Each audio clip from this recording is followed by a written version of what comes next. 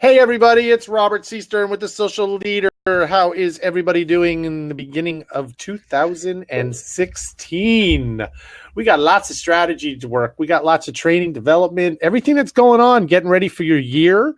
And I have an amazing person. First time on Blab on the window. He's been checking it out slowly. Mr. Sean Carpenter. And I wanted to bring him in here. He works in an industry where I used to be, in the real estate industry, where I started all my social media work, and I decided to give it up to train everybody else in it. And but Sean is a person I've known. Wow, how long have we known each other on Facebook? Each other for 4 or 5 years, probably. Is it about 4 or 5 years now? And Sean, by the way, if you ever check out anything on his Facebook, check out his carp art. Yes. It's what he's very well known for. He sketches out stuff out of the blue, and he's a great artist. And we'll talk about, obviously you're getting ready because you're going to be flying into New York. Oh, look who's in the house, Miss Deborah Trapin. Hello, Deborah. She was one of my texts. Oodles of love from my good friend up in Seattle. So Sean, just so everybody knows, explain who you are, what you do, things like that. So okay. Well, Robert, thanks for having me on. First of all, I'm excited to be in my first official Blab. So thank you for getting me in the system, I guess, or in the Blabosphere. I'm Sean Carpenter. I'm the Director of Agent Development for the Ohio NRT companies, which is the Coldwell Banker companies in Columbus and Cincinnati. I'm actually in Cincinnati tonight. I'll be teaching here the next 2 days. But I'm in charge of all the agent training for our new agents, our continuing education programs, our company events. I do our company webinars, either host them or teach on them. I go out and do trainings in branch offices. I speak around the country at different Coldwell Banker events and different state association events. And I am honored to be parts of Inman Connects in New York City and San Francisco, and I just that's my business side. I was a real estate agent for 4.5 years. I became a branch manager for 2 years and gave up my sales. And then I love the coaching and training side of it, Robert. I didn't really like the managing part of it, the running an office and the staffing and the getting phone calls from the local police department when the alarm got set off at 3 o'clock in the morning, things like that. So I had such a passion for the training and education. I was given the opportunity by my company president to become the director of training in both markets, and it's been a great opportunity. I've been doing it now just a little over 10 years, and so it's been a ton of fun. And well, we have a tie I don't think you actually know, because when I started in real estate in 2002, I was with a Jersey company. Okay. It was basically a local, but they had 17 offices, and they were owned by NRT. Okay. So it was Bergdorf. It was Bergdorf ERA, which got swallowed up by Caldwell back in, I think, 08 or 09. So I was there when Jay Schweppe and Denise Reardon and those guys. Schweppe's office just got brought in about a year after I started. Okay. So I had met Jay Schweppe and a couple of the other major trainers from NRT in the corporate offices in Parsippany. Sure, David Horowitz and some of the. Yeah. Because I remember the COO at that time of NRT, who was Judy. Yes, Judy Green, I believe. Is that right? No, not Green. Judy Reeves or something Reeves. like that. Judy Reeves. Yeah. Yes. Yeah. In fact, I actually was up in Connecticut last. I think it was the beginning of last year. Her husband had passed. Oh, I'm sorry to hear that. Yeah, but good thoughts to her family. Yeah, but Judy, so I kind of knew everybody in that area in NRT, so that's why when I was like, "Oh, he's with NRT," that's right. Yep. I know all about NRT. Having fun, and it's kind of a neat. We have the NRT side, we have the Coldwell Banker brand, and then the Realogy family. With Better Homes and Gardens and Century 21. But it's really, NRT is kind of the brokerage I work for, but I really consider myself a Coldwell Banker guy. So whether it's Deborah Trapin and her friends up at Coldwell Banker Bain in Seattle, or Coldwell Banker Danforth up in Seattle, or there's obviously the Coldwell Banker residential brokerages around the country. Definitely. But I'm proud to be part of the real estate industry, Robert. I have a lot of friends through obviously these great channels like Facebook and Twitter and the different sites to truly build relationships across all the different brands and brokerages, both locally in Ohio and nationally and globally. Events like Inman Connect allow me to meet up with cool people like Peter Brewer from Australia and right. Christina Kroner from Toronto and Tina Mack and just some of the amazing people in Canada and really all parts of the globe. Sam Ashdown is someone I met through Facebook and Twitter. She's a real estate trainer in England, and I've logged onto some of her webinars just to listen to the different words they use for sellers and listings. And it's correct. It's not even called a listing. It's called a signature. I don't know. It's got some strange... up in Canada. No, in England. Oh, in England. Okay. Yeah. So I'm excited to be here, and it's I love our industry. Little background on me. I was born in Billings, Montana. I grew up in Columbus, Ohio. My dad taught at Ohio State for 29 years. Went to school at University of Florida.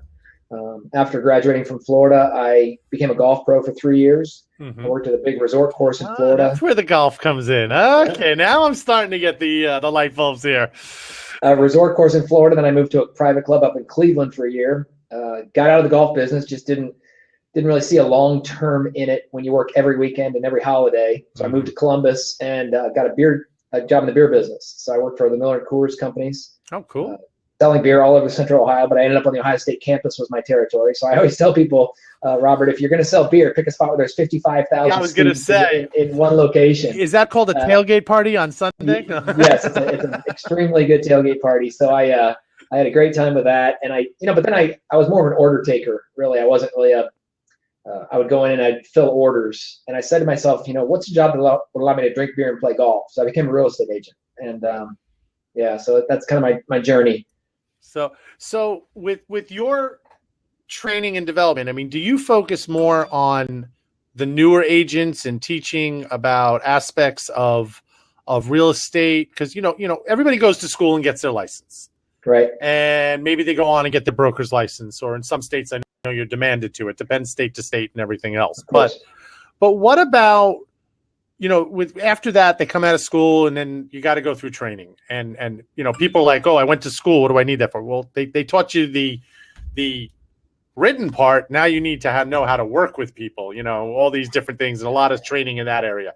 And I know Coldwell Banker's got a great training program for new agents and to excel a little bit more.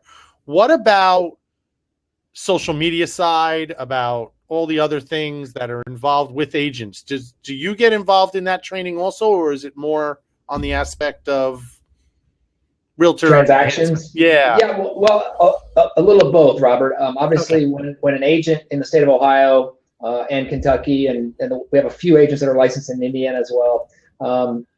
The state of Ohio is 120 hours of class time to get your real estate license. 120 hours of classes. Then you have to sit for the exam. You have to have a broker sponsor you for the exam, and then you're a licensed agent. So once whoever sponsors you. Now, obviously, they teach you, like you said, the book stuff to pass the test.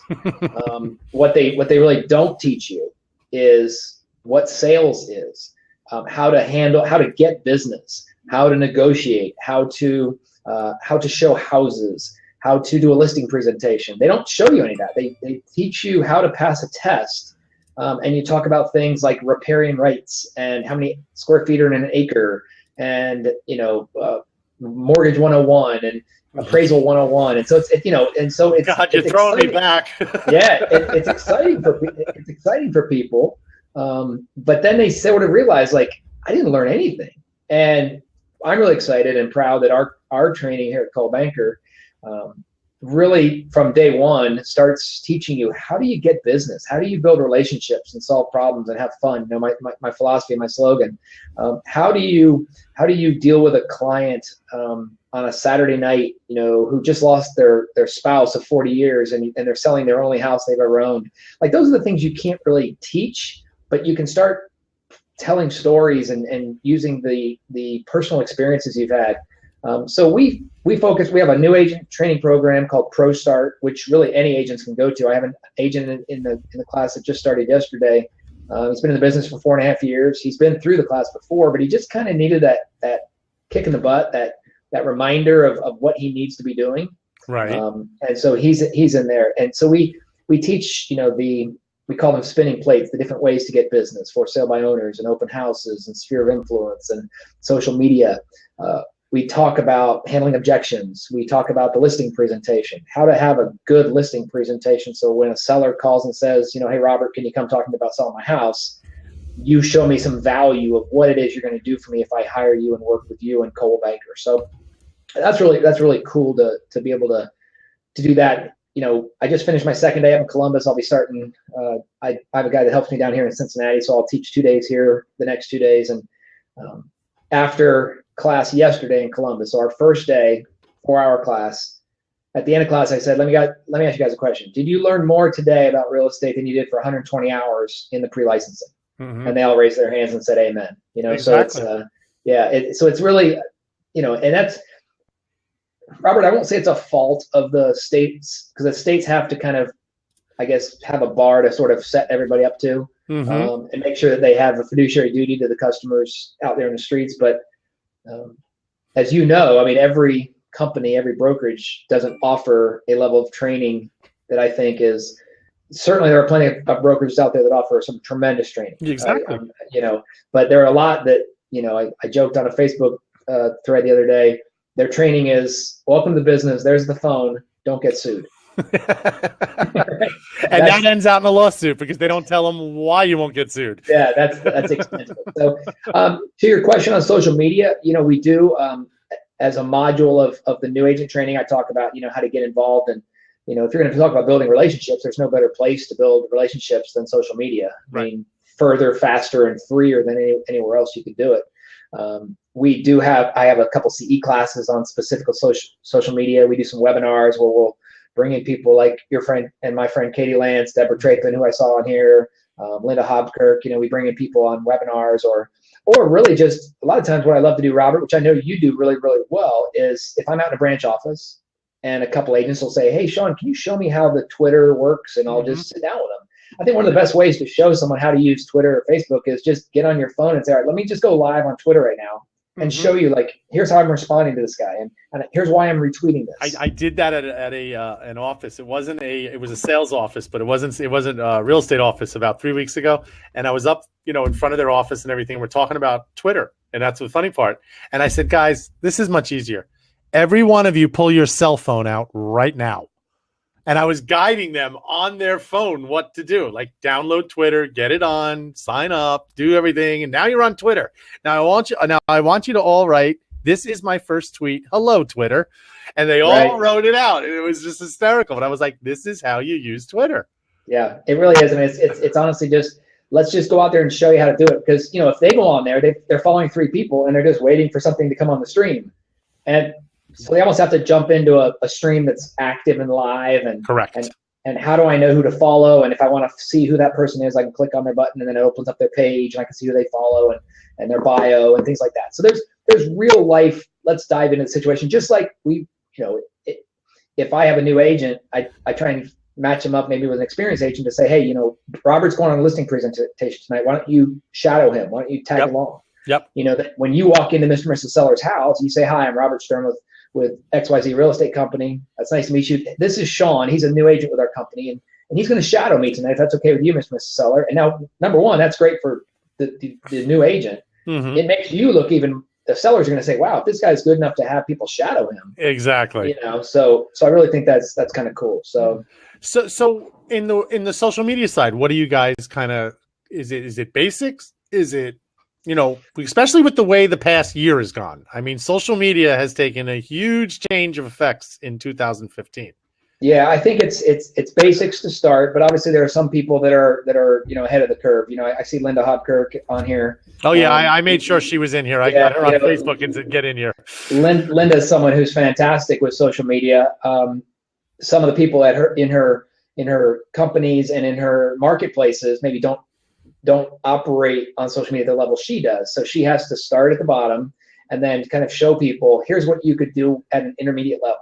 Mm-hmm. And then, I think, there's some people you can teach a class advanced. Some people you have to go intermediate. Some people that are basic need almost a pre-basic How do you set up an account, and how do you put an avatar on, and things like that. So we really talk about the gamut. I like to push people and make them feel overwhelmed at the end of a class to say, I don't even know where to begin. And I say, guys, just pick one thing we just learned today. Now, we got 2 questions, and I'm going to go to Deborah's first. JS, I'm going to get to yours. But Deborah wrote something. Ask Sean about his between the cracks philosophy. Thanks, Deborah. I love to talk about that. It ties in when I talk about scheduling. And Robert, having been in the real estate business, the cool thing about the business is it's different every day, right? What's the bad thing about it? It's different every day. There's no same thing. It's really hard to schedule, isn't it? So my philosophy is this: live your life and let real estate happen in the cracks. I think when people try and live real estate and fit their life in the cracks, they end up sucking at both. They end up failing at both. When you live your life and let real estate happen in the cracks, you're not trying to work 70 hours a week in real estate and squeeze in your kid's baseball game when you can, and squeeze in dinner with your wife when you can, and squeeze in a walk with the dog or health exercise, doctor's visit when you can. When you're really active in your kids' schools, when you're really active in your church, your house of worship, when you're really active in your local communities, guess where you end up getting business from? From your kids' schools and your churches and your charities. It's going to be very sporadic. Yeah, well, it's going to be less sporadic than you think, because people are going to want to do business with people like them, number one, and people want to do business with people that they like. So, if you and I are both helping out at our kids, soccer camp, and I need to list my house, I'm probably going to think of you more often than I would probably think of the guy I got a mailer from once every quarter. Correct. So that's my philosophy. It's interesting when I share that with my audiences, Robert. I see about 4 or 5 people go, "Oh, thank you." I'm so glad I don't. It's off my shoulders. Yeah, I don't have to work 60 hours a week. I can be a mom. I can be engaged with my community. I can hang out with my neighbors. Yeah, because Deborah just said, permission granted. Yes, exactly. And, Deborah, her. I mean, she's a fantastic author and tremendous. She's blogger. okay. She's super positive, and she talks about this whole idea of shame off you instead of shame on you, right? Correct. Shame off you. You should never be ashamed to be, a loving spouse. You should never be ashamed to be active in your church. You should never be ashamed for wanting to stay healthy. And when you're active in your gym, guess what? You're going to meet people in your gym, and you're going to learn about what's going on in their lives, and you're going to learn about who's getting divorced and who's getting married and who's got a job and who's having a baby. And guess what? If you're the face that they see when they think of real estate, you win, right? You're the winner at that moment. Exactly. So, JS got a good question, because now that you're on Blab and you see kind of a little bit of what this can be like, does Sean see any excitement or opportunity for brands like to market via Facebook Live, Periscope, Blab, etc.? It seems very natural for real estate. And what other industries might benefit using the live video? But I want to focus on the real estate first, because that's your industry. How do you see things like this in Periscope? Do you guys talk about it in training and things like that? We do. I think we're seeing a small number of people do it, but once again, there was a small number of people doing Facebook at one point in time, right? And there's 800 million. So I do like it. I don't. I could see some opportunities, maybe like I noticed when Meerkat and Periscope kind of first came out, like Jimmy Fallon used to Meerkat his practice run, his dry run of his show, and he was just doing a show, but he had one of his interns, I guess, kind of filming it. I could see maybe having one of my agents or one of my agent development specialists that helps me train in branch offices, maybe sitting in the front row of one of my training classes and seeing if we get any engagement or interaction on a general topic. Obviously, we wouldn't do that on something that's Cold Biker specific, but I think there's some cool uses maybe for like open houses, assuming that the agent has the client's permission to kind of say, hey, Mr. Seller, do you mind if I want to show your house off to a larger audience if possible? You'd have to be kind of careful about little things like maybe showing where the safe is, where the security system is, and the access. But I think there's some cool things, to JS's point, just even being on this for 20 minutes, I see some really cool uses, like Wouldn't it be neat if the manager of the Costco on Saturday morning said, "Hey guys, it's Sean Carpenter at Costco at 1234 Elm Street. We got some incredible samples going on today. We got bacon, we've got chocolate, we've got beer. Come by and see us." And then they walk down the aisles. I mean, I could see bars. This would work really well for. How about food trucks? How about food trucks at about 11 o'clock doing a live blab and then explaining where they are? Hey, here's where we're at, and look. Here's what we're making today. Our special of the day is a bacon cheeseburger with this. I mean, and so if you're in the Nashville area, come on down to the Gulch, and we're gonna, oh man, how cool would that be, right? But it's interesting because there's a bunch of realtors I'm working with, I'm coaching and stuff like that, and they are using live streaming. Believe it or not, they're getting transactions out of it. Yeah, I don't doubt it. They're not just showing an open house or a house. They're giving tours of neighborhoods. They're giving tours of the town. They're getting on and they're answering questions, or they're bringing on a mortgage person or a home inspector and interviewing them live on their phone on a Periscope. Yeah, what a great idea. I mean, what a great, you find a walkable city like Greenville, South Carolina, and you just, if every, maybe for 1 week in a row, every night at 5 o'clock, you log on and you pick a different bar for happy hour. Hey guys, it's Sean Carpenter. I'm in Greenville, and today we're going to walk into Stern's Pub, and inside we're going to see it's about 50 seats at the bar. There's a little table. You see a little happy hour menu and a great menu, and I'm just going to introduce you to the owner. Now, of course, 20 minutes before you did that, you told the owner I'm going to walk in. We'll do you get the permission, exactly. Right. But then you say, I'll be back tomorrow. I'm going to introduce you to Carpenter's Deli down the street. What a great spot. So then people, it's starting to create some. I don't say viralness, but people start saying like, hey, if I want to see where to go for happy hour in Greenville. Now, what you taught me earlier is these blabs then are saved at the end, so you can save the video. So are periscopes. Exactly. Yeah. So really cool. Which means you can now put them onto your blog or your YouTube channel or on Facebook afterwards. So now you just created content to repurpose in another area.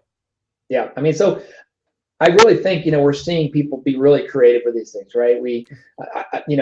When Vine first came out, people were like, well, how would you use that for any type of product? Well, Home Depot found a pretty cool way to show some of their, fix it in 6 seconds, So you give people enough time to figure out how to rig a technology app to work in their favor. So JS, I love that question. I think here's what I'll say. The brands that aren't afraid to try something are going to win more than the brands who say, well, it sounds good, but we have to run it through our legal department. Which is the norm. Trust me. I work with some of these large ones, and it's like 6 weeks to get like an answer. Well, think about it. Yeah. But here's the thing. If you and I were going to plan, if we were a corporation right now planning hey, let's do a Periscope for the Super Bowl, by the time we finally get approval from the attorneys, it's February 6th and the Super Bowl's done. So, and exactly. it just, So take some chances. And that's what's really cool about what's happening in our world right now, Robert, is entrepreneurs are saying, I am the company. I don't need permission to do this. I am the company. And so I'm going to go out there and I'm going to try it. I'm going to get some feedback from the audience. And I'm going to do A/B tests. I'm going to do a morning blab. I'm going to do an evening blab. I'm going to do a morning Periscope and indoor Periscope. And I'm going to see what works and which ones I get more hearts or high fives or, by the way, it looks like I'm beating you on high fives or whatever that is. Yeah, it doesn't bother me. Keep it coming, baby. Keep it coming. I don't know what that means. Do I get money for that? But I mean, even what JS said, he actually almost bought a condo just from a walkthrough on Periscope. Ultimately, Austin's rescinding of their short-term rentals permitting in the downtown was a deal breaker. But if that didn't happen, he was ready to buy that condo just from a Periscope walkthrough. Well, let me ask Gilbertism. He says his clients That's JS. That's JS. Okay. He says JS, you want to jump in?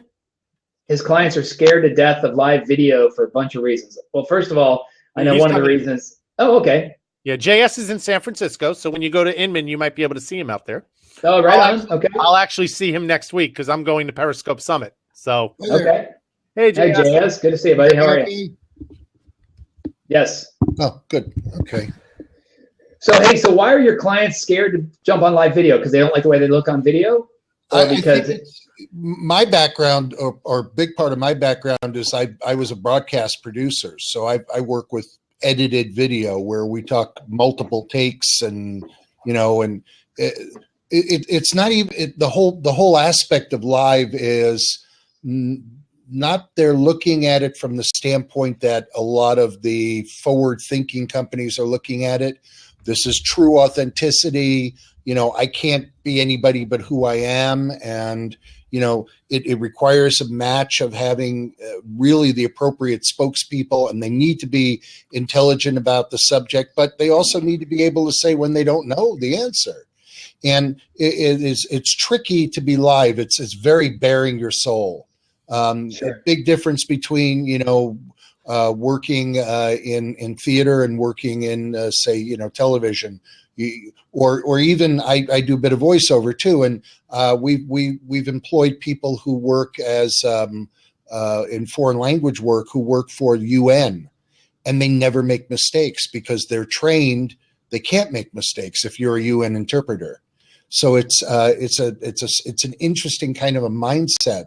So people aren't the businesses and the companies aren't seeing a benefit from what forward-thinking companies are saying, which is you develop advocacy, there's authenticity, there's a realism, there's an honesty, there's a real gut level to the engagements that you can have.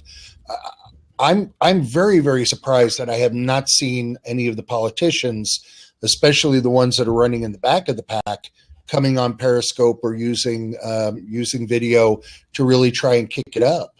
But yet we haven't seen that yet, and we may. But this is all the things that I'm hearing from my clients, and then, the legal department, and and. Because even after we've got a video and we've shot it and it's been edited and the scripts are approved and everything else, and it goes through legal, and then it kicks back and says, well, maybe we should say we're enjoyed by a majority of people, as opposed to saying we're everybody's favorite or something. It just comes back like that.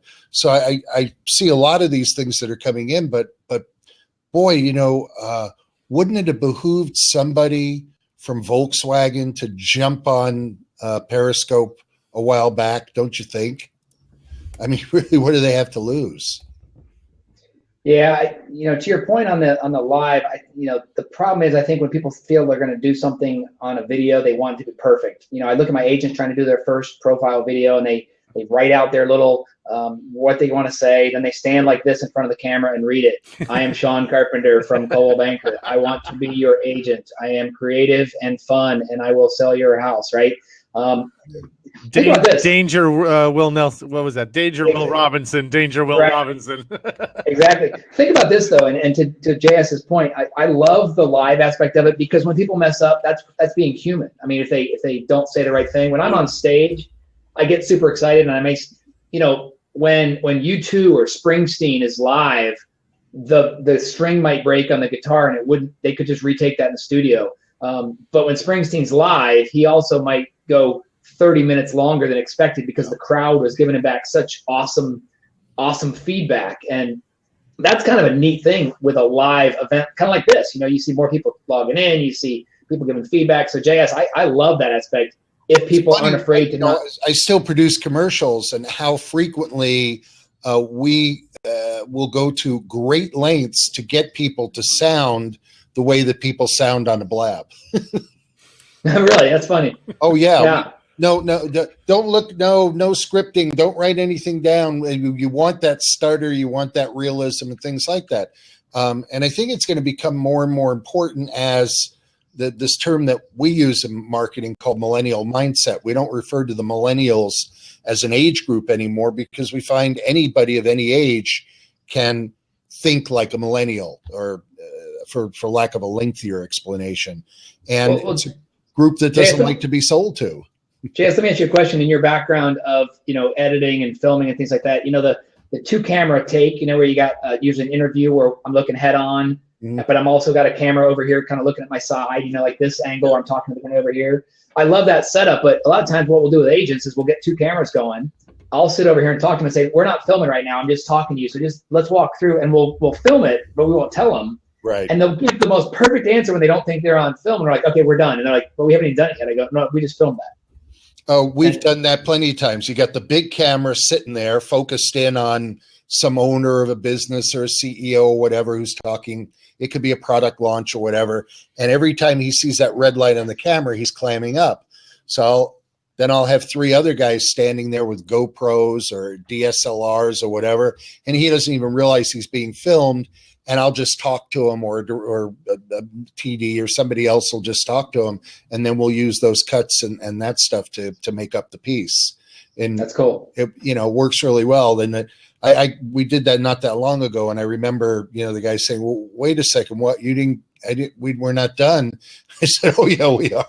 That's great. And Robert, you're that way too. I mean, I remember on your periscopes. I mean, I can't tell you how many periscopes I just jumped on with you, whether it's just for a couple minutes while I was sitting waiting for an elevator or whatever, and your hair is messed up and your glasses are sideways, because that's who you are. That's you're not wearing a suit and tie, and your hair's not combed, because that's not who you are when you're on stage. You get passionate, Nope. your hands are moving, right? You've seen me. It's I'll jump off the stage. I don't care.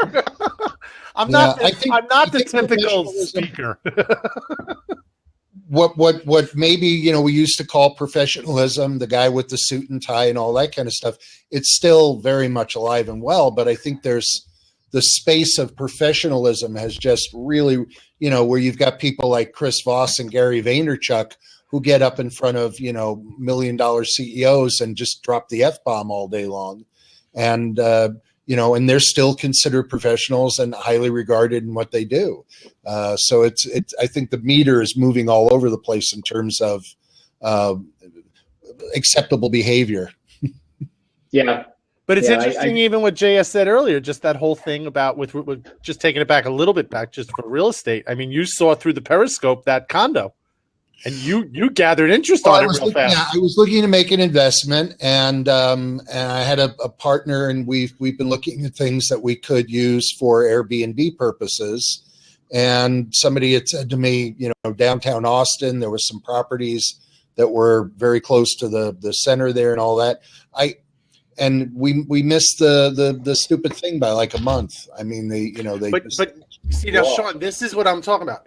He's looking at buying an investment property in Austin, Texas, when he's in San Francisco looking on Periscope at the condo. Yeah, sure. Yeah, I mean, I think that's really cool. I mean, from my golf business, I mean, how cool would it be for the the caddy master at Pebble Beach to say, "Hey guys, let's go out and look and see what the weather's like on the 7th hole today." You get enthusiasm. I mean, did you know this, Robert? This is kind of a cool stat, and I don't know if it's been updated recently, but a couple years ago, I know it was a fact. The 17th hole at TPC Sawgrass during the Players Championship is the most watched webcam hole of any of the tour's holes, because it's got the thrill of the hitting onto the island green, and it's on the 17th hole, but people are tuning in from work. People are watching March Madness on their computers, so there is our consumers, our digital natives, are used to watching video. I mean, if there's a day that goes by that my wife or that my son or daughter doesn't watch a video, I'll be shocked. Whether it's a video on Instagram, whether it's a video on YouTube, whether it's a video on ESPN.com, CNN headlines, CNN.com now is just the whole top of the fold is videos. So there is a movement towards that. This is a perfect example. I mean, we got a guy in Jersey, Cincinnati, and San Francisco, and we got people from Arkansas and Linda's in Oxford, Jen's in Carolina. Yeah, and she's coming in, and actually, there's somebody in the chat, Right to Right AUS. She's in Australia. Oh, right on, mate. Hey, Jen. Hey, guys. Robert, so good to see you. You too, dear. This is my buddy Sean. Next week. Hi, Sean. How are you? Hi, Jen. Looking down at you. How are you? I'm doing terrific. Look right up. Yeah, Thanks. JS had to reboot the system. He was having trouble. He lost the sound in the middle of it. So. Got it. Okay. I saw that. And you're in Carolina? I'm North Carolina. Yes. Right on. Excellent. Go Next Heels. week. Oh, come on, Sean. We were doing so well, and then you had to throw that in there. Are you a Dookie? No. What are you? Come on, I'm a Wolfie. Hey, I just had a great time. I was in Raleigh a couple weeks ago and had a great time in the city. I was mostly in Holly Springs, but loved the city. Ate at a crab house downtown, and it was good seafood. Holly Springs is such a cute little town, growing like crazy, but it is. It's a great little place. I'm in more of Midtown Raleigh area, but been to Holly Springs a handful of times, and my friends love living out there, so that's awesome. Stop by the Mason Jar Cafe and tell them I said hi. Okay, I will for sure.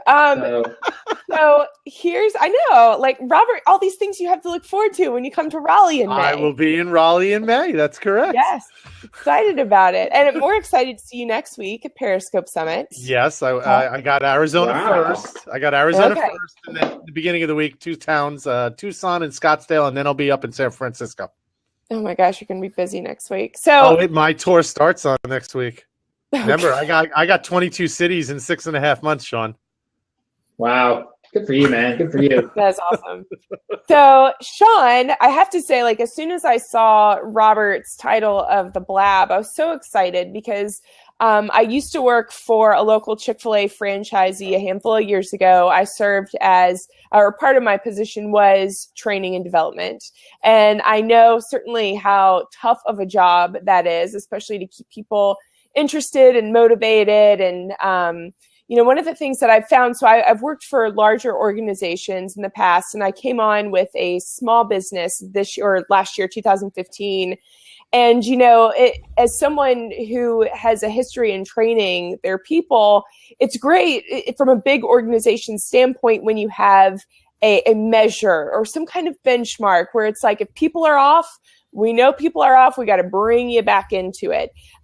One of the things that we're struggling with as a small business is, we actually have to create the benchmark now. So tell me a little bit about, I know we've talked, with videos and live streaming, obviously there's so much technology as far as training goes with our people in our workplaces. But what have you found, and there's so many small business owners here on Blab, for small business owners, what are some of your nuggets of advice for training their people and their small teams? Great question, Jennifer. I think one of the, I don't know if you were on when I said it, my philosophy as an agent, my philosophy as a trainer, my philosophy as a manager, it hasn't changed. It's build relationships, solve problems, and have fun. I don't think what you can spread that across any industry in the world. If the entrepreneurs can understand that their business, if it's them and their product they're selling, that them is the big piece of it, who they are, building relationships with customers and clients, to get repeat and referral business, to get new people in. I draw a target on the first day of class, picture like a dartboard. And I tell people, the bullseye is where you get the most points, right? Mm-hmm. Well, most people, if the bullseye are the people that know, love you, and trust you, your best 20 people, the people that are, I say the bullseye wants your business to be successful as much as you want it yourself. So who are those 20 people? So start there. And then as the rings go out, those become kind of the strangers. Well, what I find most people in our business do, entrepreneurs of real estate, running their own business, they say, I already know the people in the middle. I have to meet more people on the outside to grow my business.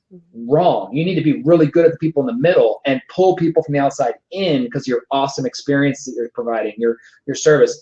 I think, kind of to answer your question, that comes down to, number one, knowing your product, being competent with what it is you're doing, you're selling, you're serving, you're producing, knowing your product. So that's competence, right? Knowing what to say and how to say it, the scripts and dialogues based around your business, whether that's the elevator pitch, whether that's the outgoing or incoming phone messages, and that's the confidence, right? So there's competence and confidence, and then the other C that all leads to trust is consistency. And if the companies can be consistent in what they're delivering, consistent in the experience they're providing, consistent in the atmosphere they provide in the store, restaurant, park, plaza, wherever they're at, if you have competence, if you have confidence, and if you have consistency, you'll earn trust from people.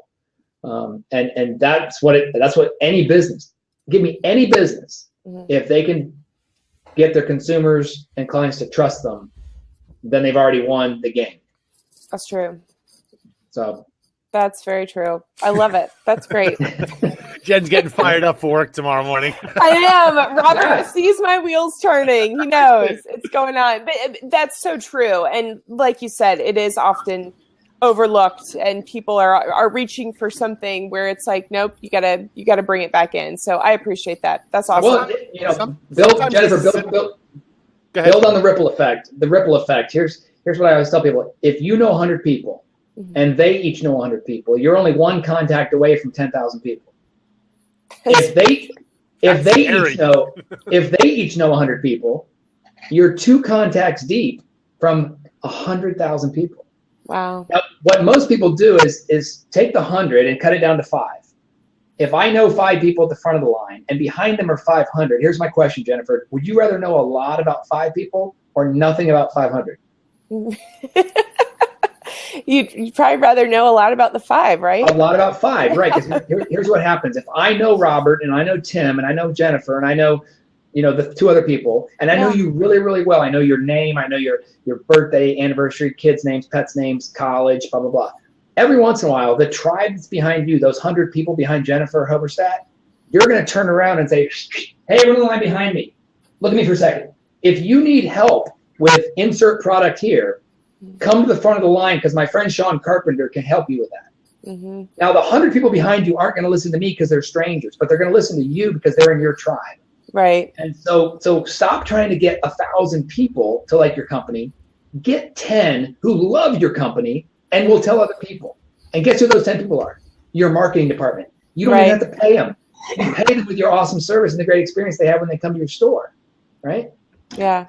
That's awesome. I love it. Thank you, Sean. She's watching this replay in the morning because she's going to take those tidbits and she's going to write them down, and she's going to our clients and go, listen up.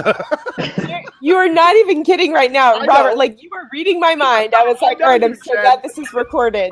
So glad. Well, listen, customers and clients of Jennifer Hoverstadt, pay attention to what she says. Exactly. Thank you, Sean. Thank you. All right, guys, I'll pop out so someone else can come in. Thank you, Sean. Good to see you, Robert. Hey, let's connect offline, Jen. That'd be awesome. Would love to. Thank you. All right. Bye. Hey, Tim Burt. Hey guys, hey Sean, I hopped in really briefly because you made a great point and I wanted to kind of expand on it for just a second. Okay. I'm in traditional radio, been in it for over 25 years. And if you look at my bio, I've written, recorded, and produced more than 30,000 commercials across every platform around the globe. Wow. And when you said, you were talking about salespeople, and you said, would you rather have nothing of 500 or everything of 5% or whatever that number was that you threw out? One of the things that I talk about when I talk to small business owners is there's a reason they're called pushy salespeople, because all they do is push, push, push, push, as opposed to pulling them towards you. And that same effect of what you just said is more than likely going to happen, where they're going to say, hey, this guy's awesome. You got to check him out. His product, his service, his whatever is great. It worked for me. It might work for you. That's how the referral thing goes. Stop pushing. Start pulling. That's what I always tell my sales staffs. Some of them get it. Most don't. The ones that do usually end up with those really long-term clients as opposed to the short ones, which I call catch and release. So if what you say, and Sean, what you said, just to echo, it works in virtually every scenario that you can think of. So I just wanted to give a different perspective on that, and I'll hop out here in a second. No, Tim, I appreciate that. And, I think it's so, there's 2 types of salespeople in the world. There's product-focused salespeople, and there's needs-focused salespeople, right? And product-focused salespeople is kind of that stereotypical used car salesman. Hey, little lady, what's it going to take to get you into this car today, right? It's a 2-door coupe, and you look good in it, right? And it's that pushy, pushy, pushy. Now, a needs-focused salesperson asks questions and identifies needs. And here's the cool thing about a needs-focused salesperson done properly. If I don't have what you need, I refer you to the person down the street who does have what you need. And I have the integrity and the honesty to say, I'd rather make you have a better experience than try and push you into the product that you didn't really want in the first place.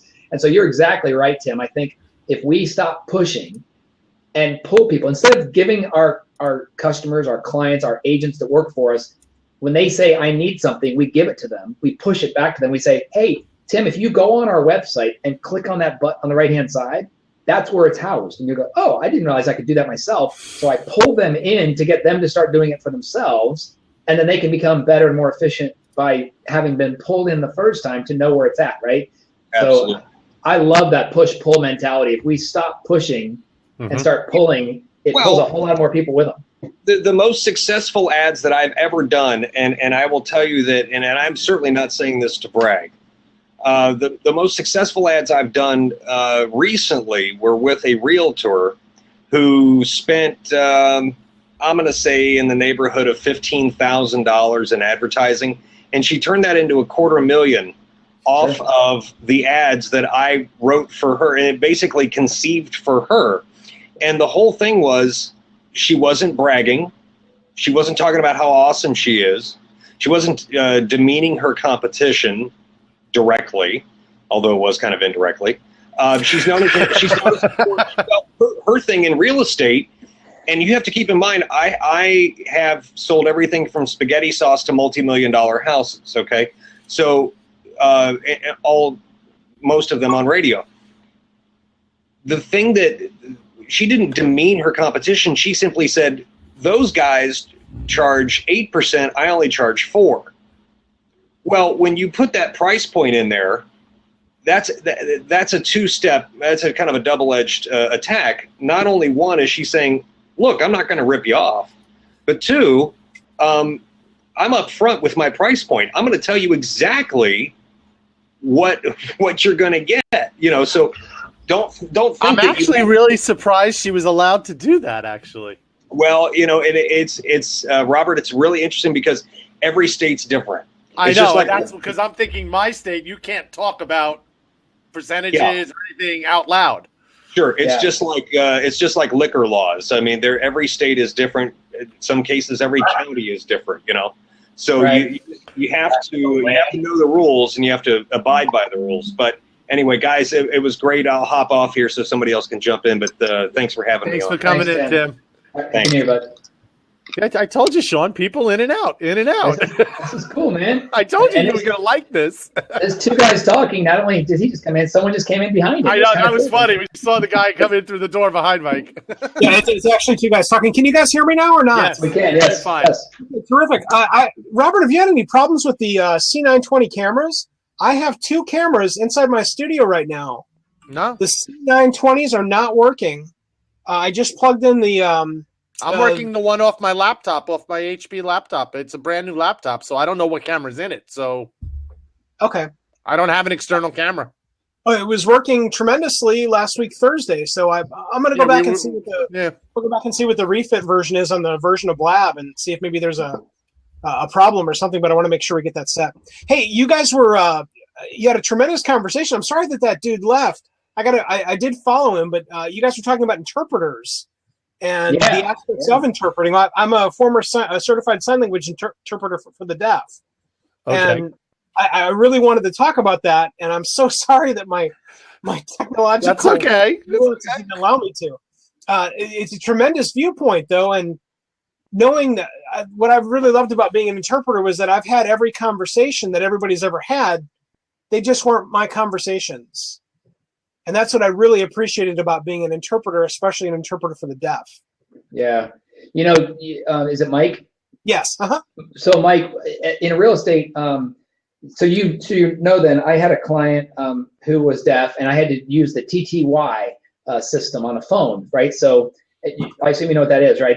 Where I talk to an interpreter, then he types it into the deaf person on the other end. So it's kind of it was almost like those newscasts where they're talking to someone in like Iraq, and it's 30-second delays to the right. And so that's changing with something called VRS now.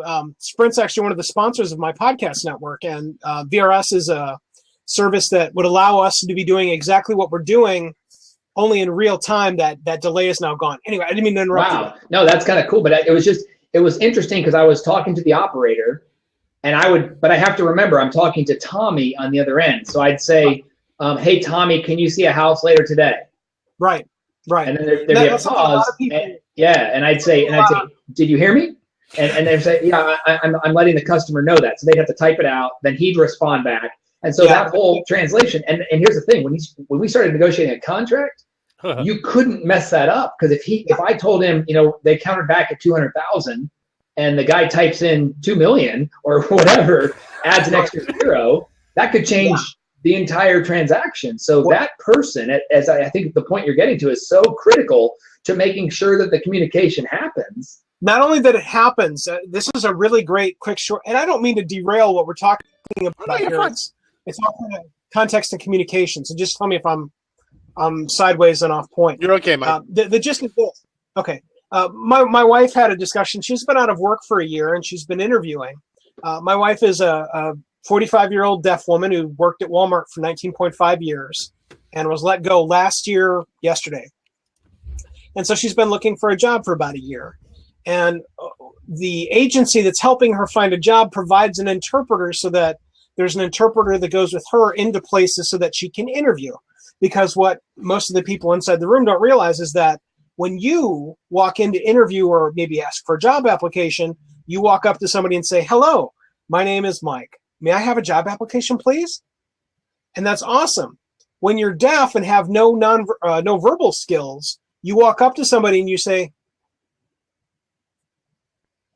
and it doesn't mean anything to anybody. Sure. And so you need an interpreter there to convey and do the things very much like what you were talking about with the video relay service that you would use, Sean. Mm-hmm. The gist is this, though. There's also the context of my wife has a 6th grade reading level. So she specifically uses something called ASL, which is American Sign Language. Okay. It's a much more global concept of talking. So when you ask my wife, for example, inside of a job interview, so what number do we call in case of emergency? Normally, Robert would say, oh, well, you're going to call my wife at 555-1212, whatever it is. My wife, on the other hand, says 911. Because what do you do when there's an emergency? Ah, got it. Yeah. And those tiny little cues, like another great one that she mentioned the other day, or actually her support liaison mentioned. Matt, your sound's getting a little scratchy. Sure. Is it still scratchy? Yeah. Just a little bit. It's all right. Sure. Want me to reload quick? Yeah, do a reload quick, because it's a little scratchy in between, just because of the recording and stuff. Yeah. Roger that. I'll be right back. Okay. Robert, it's interesting what Mike's talking about is we see it a lot in our business in real estate. It's kind of the context and the emphasis on your words, right? Let's see if Mike's back good again. Go ahead, Mike. How about now? Perfect. There we go.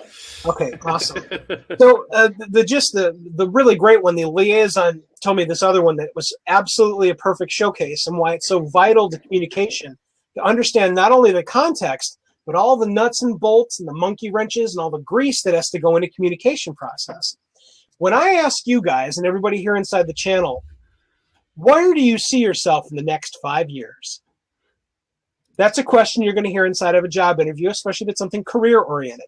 The guy that gets you inside of Starbucks or something that's lower down on the rungs, or not looking for a career, you're looking to go and work, they're probably not going to ask you that question.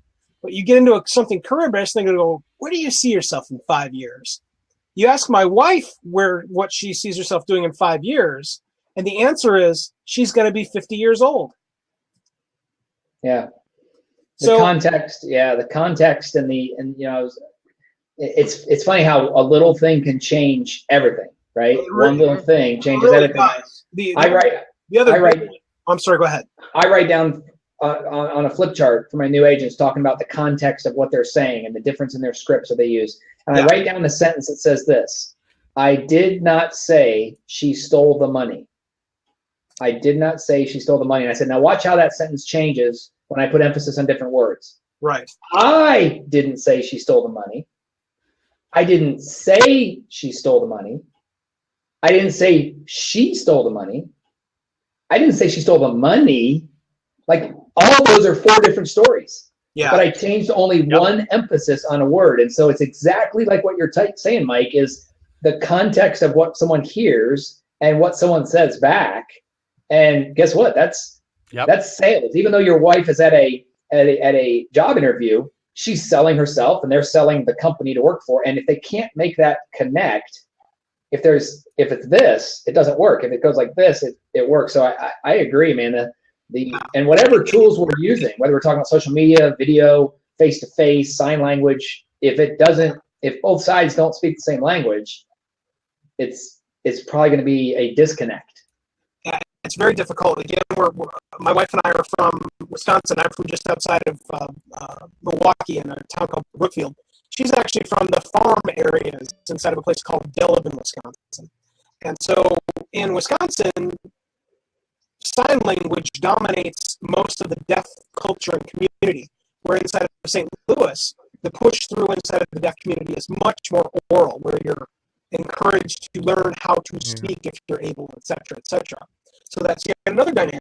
Mm-hmm. Inside of St. Louis, you have, it's changed a lot in 20 years. We've been here 20 years now. Mike, but when we initially got here, yes. You went all warbly again. Really? Yeah. In fact, they're saying it in the chat. Did Mike just go all warbly again? We hear the words, but it's got this kind of like a triple echo at the end of everything. Yeah, it's like it's really weird. You can learn sign language. Believe it or not, my niece is in her senior year in Pennsylvania to be an ASL interpreter at college at Bloomfield. I'm gonna reboot quick. I'll have the record for the most reboots inside your channel. Not a problem. There you go. Be right back. Okay, Mike. Robert, this is great, man. I'm really digging this. It's a fun conversation, first of all, with good people. But just the medium to be able to do this is just really neat. So thanks for having me on. I mean, imagine Inman Connect using this.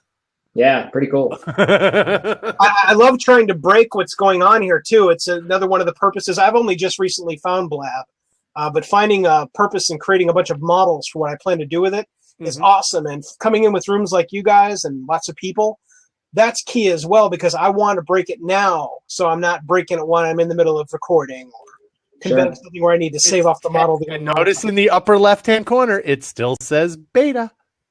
Oh yeah, no, I get it. The upper left-hand corner of your browser.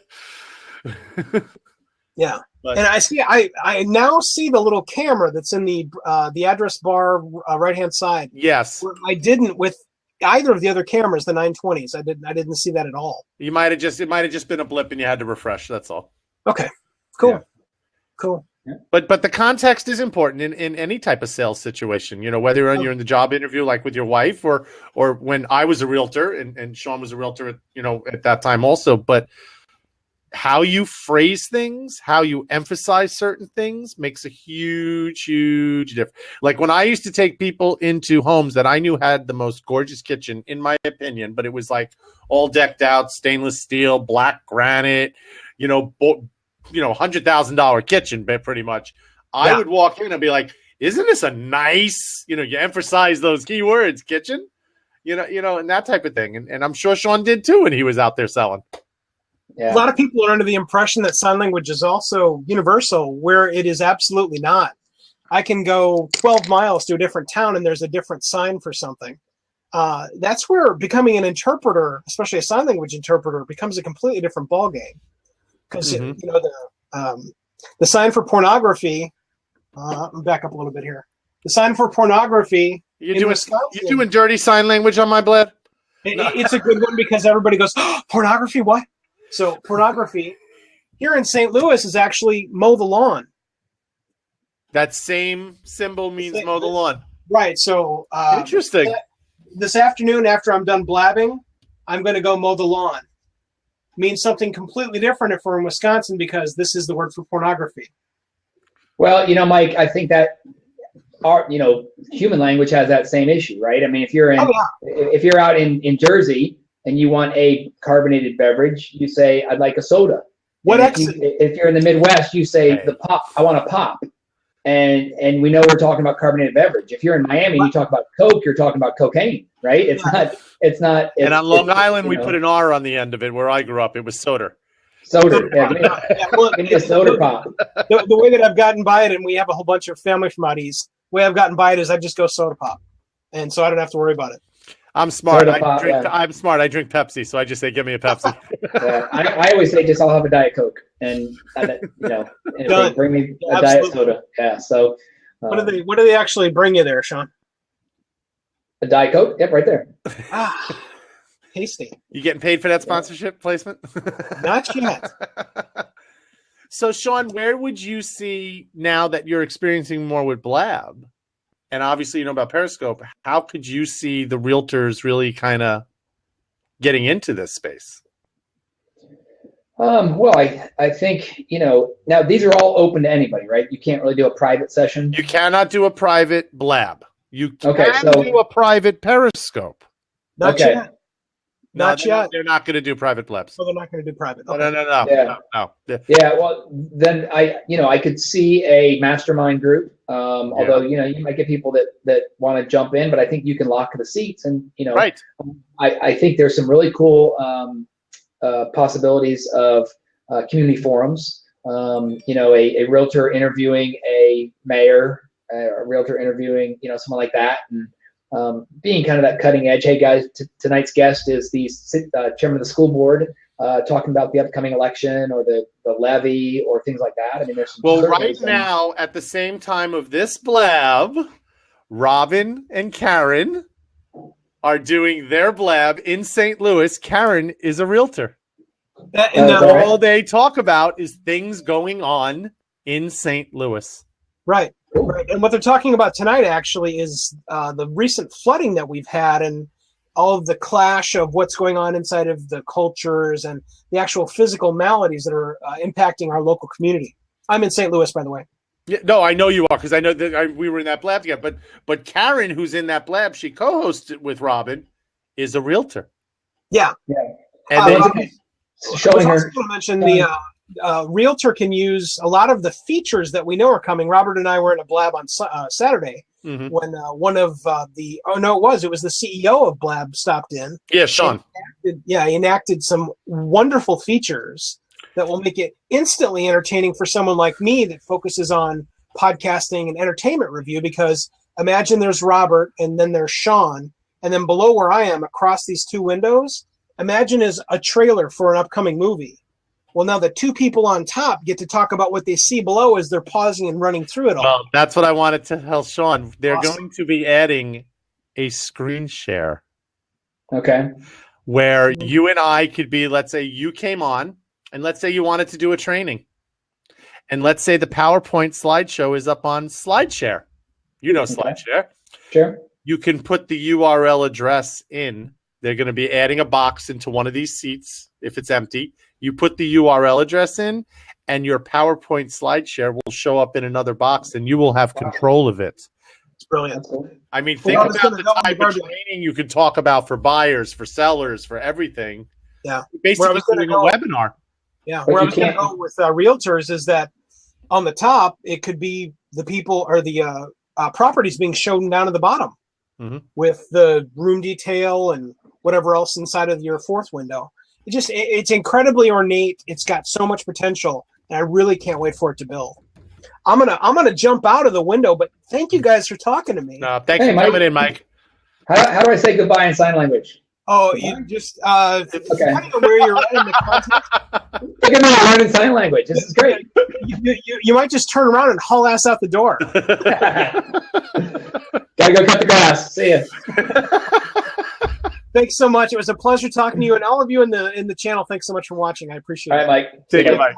Bye-bye. Do I just hit the X to get out of here, Robert? Yes. Okay. Take care. But I mean, if with a SlideShare now, that makes it a little bit more interesting.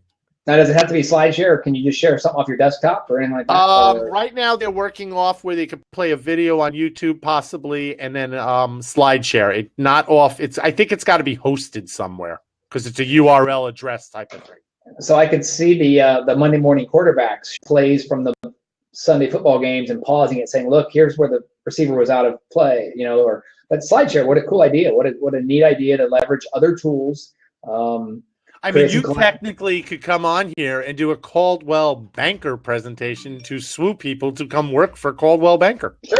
Sure. Well, I mean, a lot of the classes. But I'm just throwing. There's so many things. I get that, but a lot of things when I teach, if I'm just talking about 10 ways to provide more a better experience for your customers, right? I frankly don't care who listens to that. if it's 10 of my competitors and none of my agents, if it makes our industry better, if it makes people have a better understanding, and you're exactly right, Robert, if someone says, boy, I don't get this kind of training in my company, and if I go work for Coldwell Banker and I get a chance to work with this guy, Sean, on Blab and in real life and in the classroom and as a mentor or coach, then we win that way too. So I think there's some really cool opportunities, and I think, I'm really excited to say, out at CES, the consumer or the CES convention that's going on in Vegas, Coldwell Banker's out there.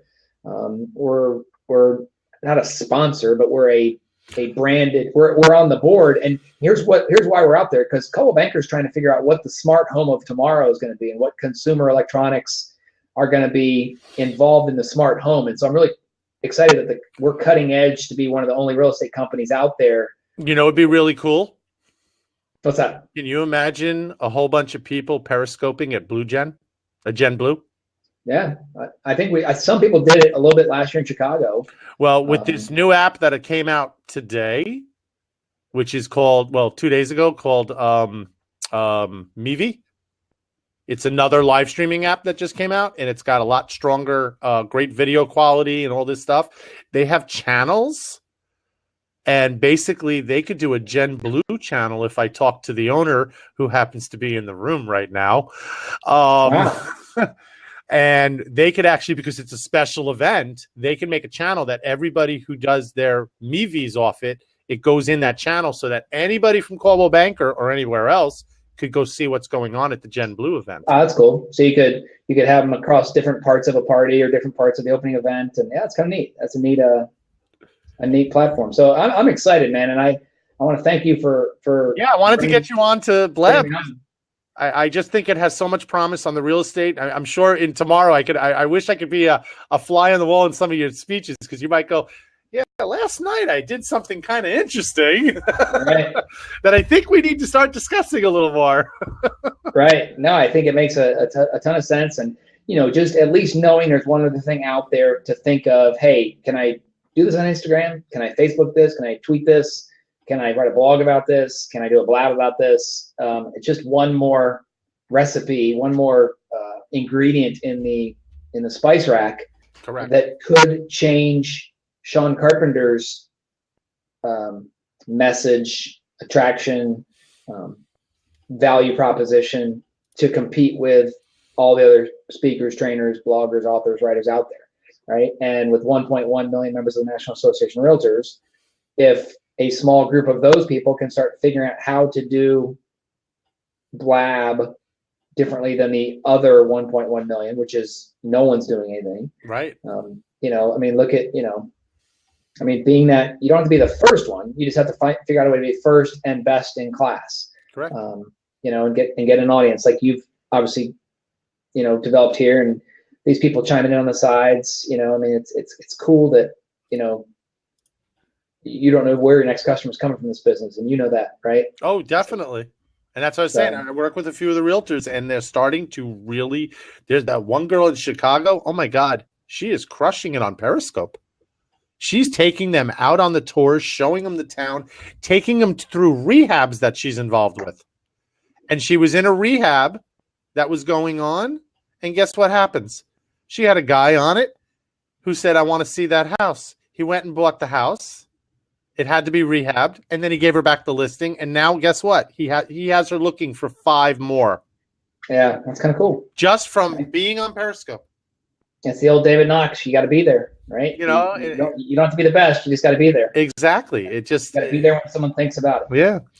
Well, let me let you get going, because you got to obviously probably get to the office early. Yep. Got to finish some. How many branches tomorrow? Just our main branch, where we got probably 15 or 20 agents coming into our central training center here in Cincinnati, and then I'll probably get out in the branch offices in the field in the afternoon, stop by the Cincinnati Board of Realtors and see what's going on there. And yeah, if you ever want to do a live streaming thing for agents to teach them, okay, let me know, because you've been on my Periscopes, you've been on my blabs. Yeah, you're the guy. I'd say, all right, give me some clues how to set it up, But Robert, thank you for having me join you. Yes, thank you, people, Mike and. What's the best way people can get a hold of you? Probably Twitter @Sean Carp. So just like my name on Blab. Okay. Facebook, Sean M. Carpenter. And what is the address of your The blog is www.carpscorner.net. Carp's Corner. This is something I forgot to tell you. And do you see how it's highlighted in the chat? Click it. So people can hyperlink right to it. You can click it and it opens right up. Check that out. Yeah. So if you kind of like my approach, if you liked what I had to say, if you like my kind of my personality, follow me on my blog. You can subscribe to it. I blog at least once a week on Mondays for my Monday morning match, but a couple times during the week if I feel something of value. I promise I won't clog up your email boxes, but if anything I said, I love them. So off whack sometimes too. You start off in one direction, and he's like, "How is he bringing this into a sales thing or something?" Wait a minute. Yeah, I mean, I did it. I did a presentation on Taylor Swift and the Grateful Dead, and I tied it into real estate. And I talked about golf and sports and shopping and what realtors can learn from Black Friday. When are you coming in for Inman?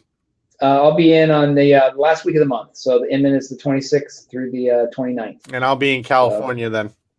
Yeah. I'm not going to be able to make Inman this year. And last year I was supposed to go, and then the storm, I got stuck in Chicago. I couldn't fly in, even though it really wasn't that bad.